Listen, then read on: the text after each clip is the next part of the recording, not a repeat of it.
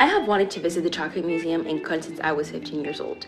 I remember very clearly writing it in my life bucket list. So when I booked beds in Copenhagen and Stockholm and had to make my way from Paris to Copenhagen, I knew that this was a golden opportunity to visit Cologne very briefly and cross that thing off my bucket list. Have you ever seen such a beautiful night?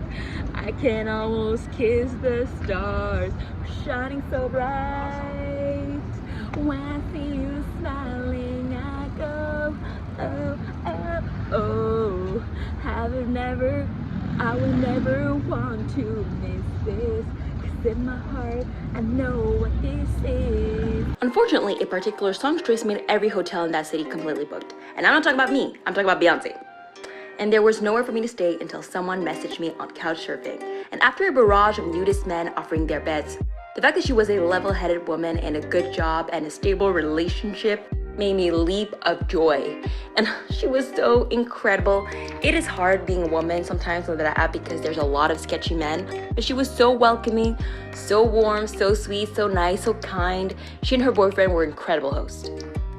After spending my first and only night hanging out with her at her apartment, I spent the next day discovering Cologne. I got out of the central subway station, and the first thing that I see, the biggest Gothic cathedral in Germany, the Koln Cathedral.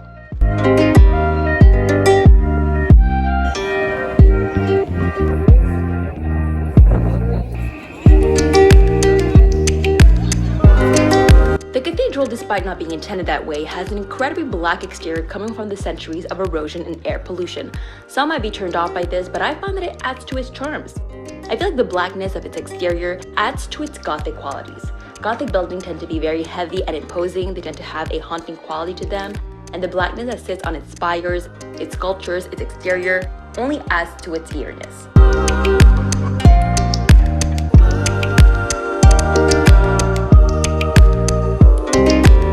I really enjoy walking around and admiring it, and I couldn't help but think that even though some might want more preservation to restore it to its original state, I found that the blackness might have improved my experience of the cathedral. This is what I think, most people think it differently. And after spending way too much time admiring the cathedral, I walked around the city.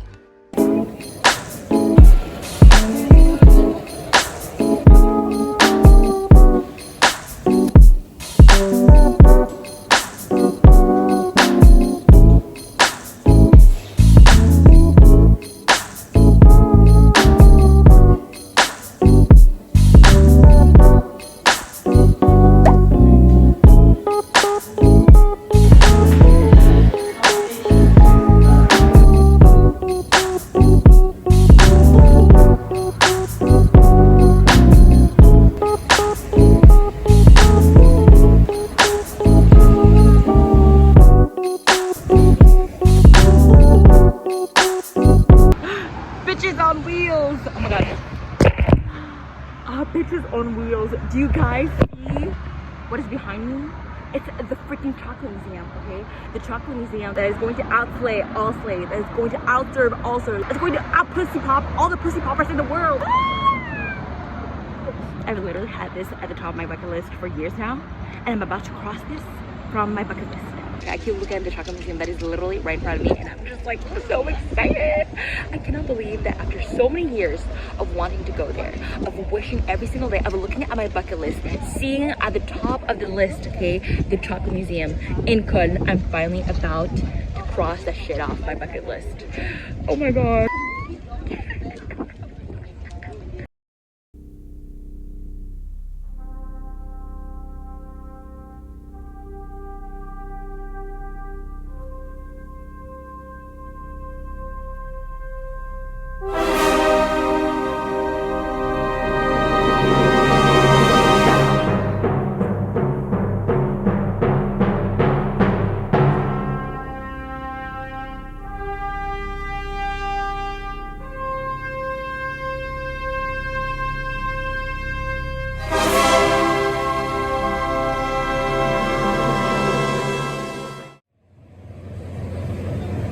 Guys, this museum is an encyclopedia.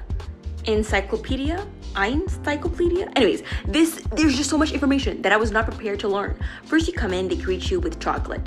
Amazing. Then you learn about the history of the establishment. Then when you finally start your tour, you learn about the process of making chocolate, from the harvesting of the cocoa to the drying process to transforming the cocoa to a chocolate paste. You also learn about the ethical questions regarding the making of chocolate. And already, there's a lot of information.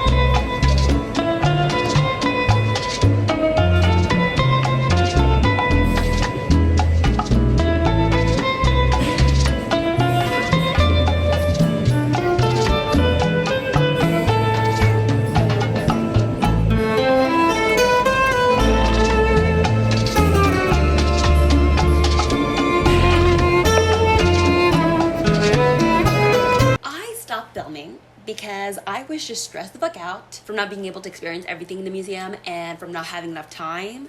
So I decided to stop filming altogether because my mind was so stressed with how little time I had and how much there was for me to see. But luckily for us, we have the internet now, so I'm just gonna steal from the internet. Now onto the section that made my head explode, okay? The floor dedicated to the history of the culture of chocolate. The floor is a minefield information. Walls completely filled with text. I want to read everything in a museum. Like, I paid 20 euros. I need to absorb every information there is.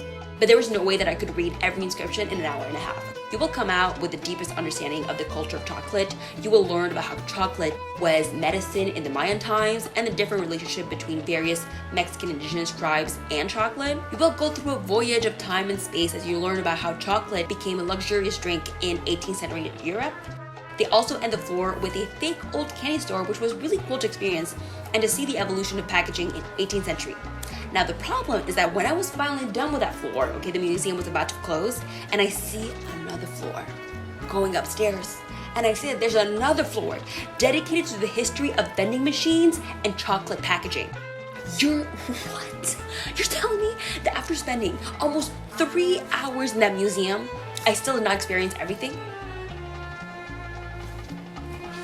I was livid. I didn't get to see the studio where they basically have a bunch of chocolate sculptures. I didn't get to have the full chocolate museum experience. Like, no. I'm sorry, but I'm gonna have to come back to Cologne because I need to experience the chocolate museum fully, okay? So if you ever go to the chocolate museum, babe, don't take 3 hours. You need like a full-on day to fully have the chocolate museum experience, to be able to read everything, to learn all about chocolate, but you also get the possibility of seeing all the chocolate sculptures and also get your own personalized chocolate bar and maybe even visit the chocolate museum cafe. After my brain was about to implode, my host decided to relax me by taking me out to eat. So we went to this actually really fun place. It's called Hans in Gluck, and it's actually a vegan chain restaurant all over Germany. And it's really cool because all of the restaurants are based on the story of Hans in Luck, and the restaurant looks as if they came out of a fairy tale. Trees everywhere, and everyone is eating out of these like wood swings. The food was really good. It was really exceptional. The burger were so juicy and delicious. If you're ever in Germany, you should try it out, even if you're not a vegan. And then I had to unfortunately leave Köln. But I think the fact that I didn't get to have the full chocolate museum experience is a good excuse to come back to Köln. And I'm not complaining about it, okay? Because I always love a good excuse to come back to a city. So hopefully, very soon, I'm gonna be able to go back to Köln. See ya, Köln.